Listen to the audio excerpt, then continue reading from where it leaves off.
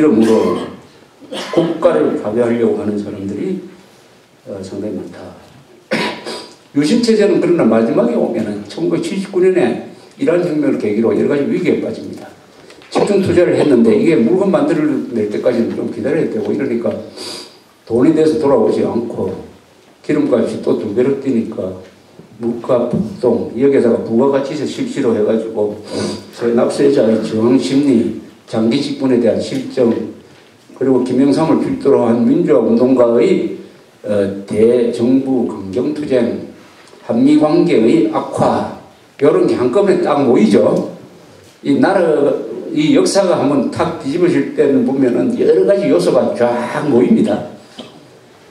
거기서 누가 불을 지치면은 이렇게 큰 사건이 나면서 되게 부마 사태, 그걸 본 김재규가 변심을 해가지고 박정희한테 총을 당겼다. 12.6 사건. 12.6 사건. 또 이번 선거가 이상하게 또 12.6에 하게 돼 있어요. 이게 아니 무슨 상징적인 의미가 있는지 요거 지나놓고 보면은 또 해석이 그럴듯하게 나올 것 같아요. 12.6 사건.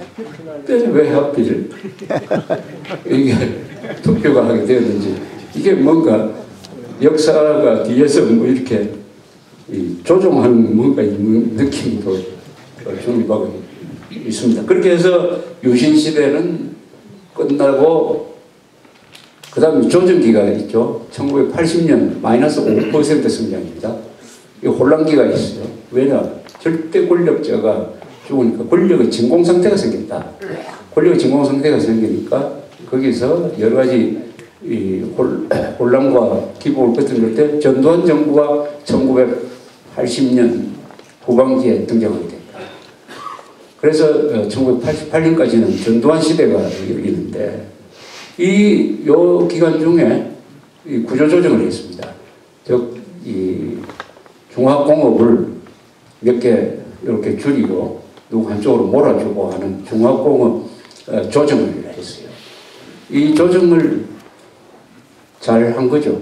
그래서 군사를 빼고 해가지고 81년부터는 다시 우리가 고도성장으로 가서 80년대는 오히려 70년대보다 더 성장률이 높았다. 10.1% 세계에서 1등.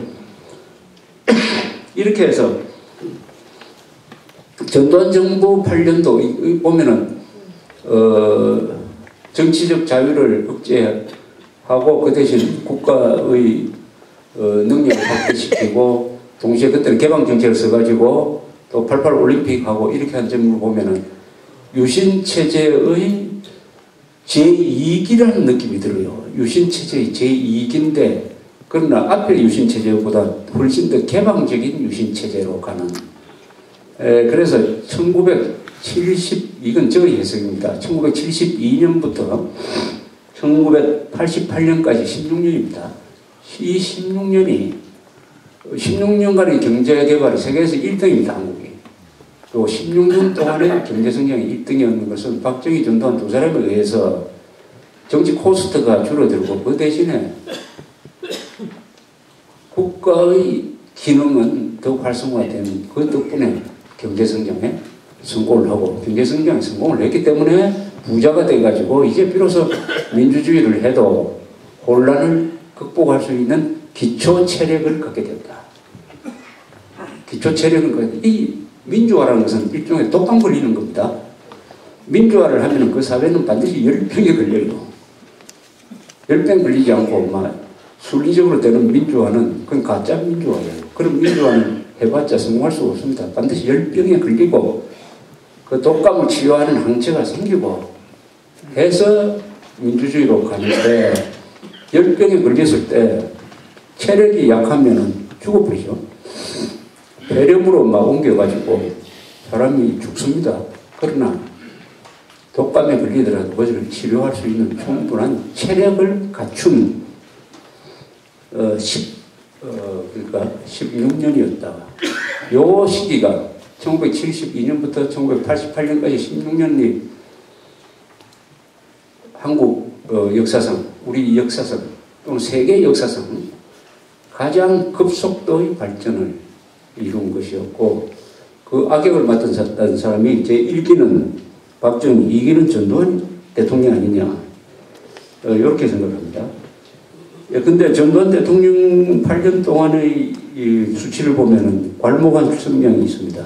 79년, 그러니까 박정희가 피살된 79년의 1인당 GNP가 1,546달러였습니다.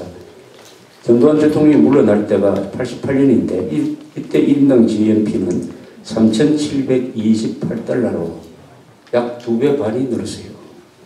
1980년대의 경제성장률은 연평균 10.1%로서 200여 국가 중에서 단연 1위였습니다. 1979년에 수출은 얼마였느냐? 147억 달러였어요. 1988년은 수출이 600억 달러로 4배가 늘었습니다. 1979년에 국민 저축률은 25%인데 88년에는 34%였습니다. 이런 비교를 하면은 바로 70년대, 80년대를 통해서 한국에서 마이카 자동차를 몰고 아파트를 가진 중산층이 생겼어요. 중산층. 이 중산층이 한때 70%였다. 중산층이 그렇게 되면 자연히 민주화가 이루어지는 것입니다. 그런데 이상하게 요새 중산층이 더 줄었다고 해요. 70%나 되던 중산층이 그러면 1987년에 내가 중산층이라는 생각하는 사람이 한 70% 됐는데 요새 내가 중산층이라는 생각하는 사람이 한 60% 이하로 떨어졌답니다. 그러면은 객관적인 소득은 아무래도 늘었지 않습니까?